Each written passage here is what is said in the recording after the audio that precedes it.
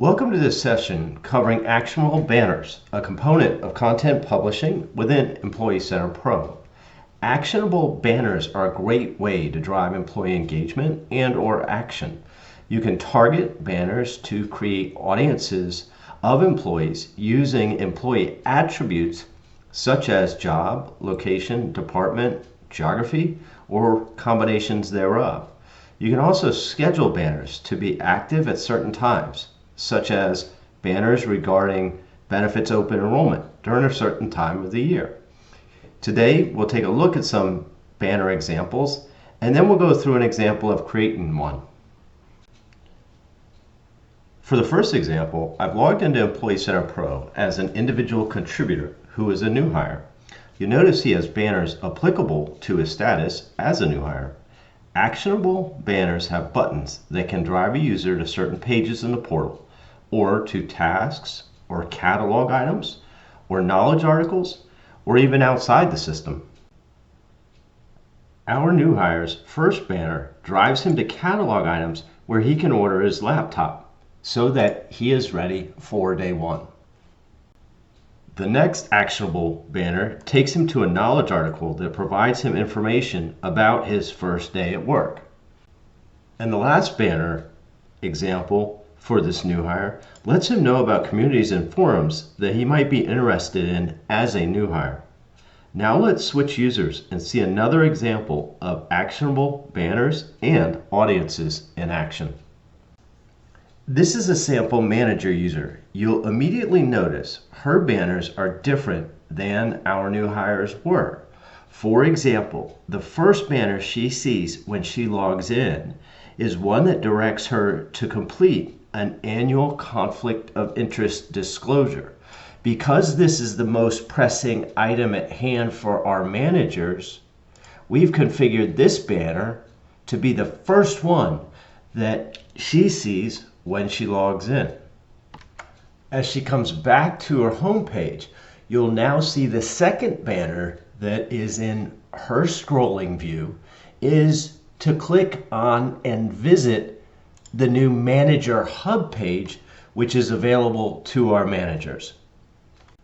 For our last example, I'd like to take you to a topic page, in this case, the benefits topic page. This is an example of an actionable banner on a topic page. Since it is open enrollment time, the organization has placed a banner on the benefits page that advises our users of the timing of open enrollment, and it includes a button that will take them to an external destination site to enroll in benefits. Now that we've seen some examples of actionable banners from an end user's perspective, let's go and take a look at an example of how to create one. Here I am logged in as a user with content creation security rights. I've in my content library, and we're going to go through the process of creating a banner. So at the top right hand side of the screen, I'll click New, come in here and indicate I'd like to create portal content and a banner in particular. Our first step is to give the content a name, and then you see the order indicator. This is where I can decide what priority it shows up on a screen if we have multiple banners. If you remember my example with the manager, the first item she saw was that conflict of interest disclosure. That was marked as priority 1. The remaining fields will come in and add the actual content of the banner. The user reference table determines the variables you can use to personalize text or the block content. For example, if I want a personal greeting, "Hi Maria," or a greeting or text that might reference a user's location. The headline and the heading text are what will display in the banner. I'm also going to indicate that I would like to add a button. And in this case, we'll see we can title the button, where I can come in and just say, click here. And then I can store a reusable library of links so that button directs our users where we want to go. Lastly, in this example, I'm going to add a background image. So I'll just navigate to where my images are stored, indicate OK, and once this uploads, we'll then see a preview of what our content will look like. I'm happy with the way this particular banner looks, so I'll save and continue, and the next step is to create a publish plan. We'll name our publish plan and then indicate which location or portal we would like this to be displayed. Now I'm just choosing which page to put this on. In my example, I'll use my home page so that it's in that immediate view of a user when they log in.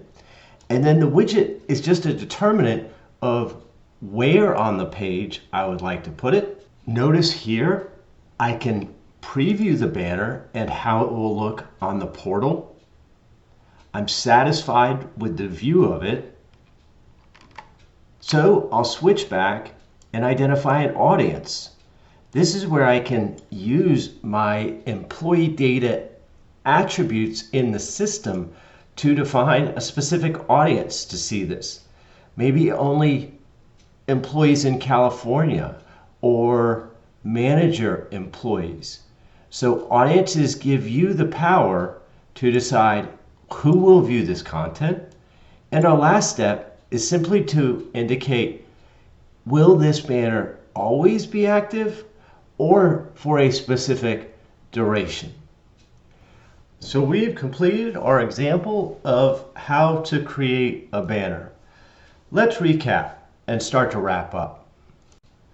Thank you so much for the time today where we had a chance to review actionable banners in Employee Center Pro. And we showed some examples of how these banners can help drive employee engagement and action. We also talked a little bit about the ability to target this content to specific audiences, as well as schedule this information. These banners can be scheduled individually or part of a campaign wherein other types of content might follow as well as part of a broader communication initiative. Here are some links that might be helpful for you to learn more about this functionality, and I certainly hope you're able to take advantage of this functionality in your portal in the near future. Thank you for the time.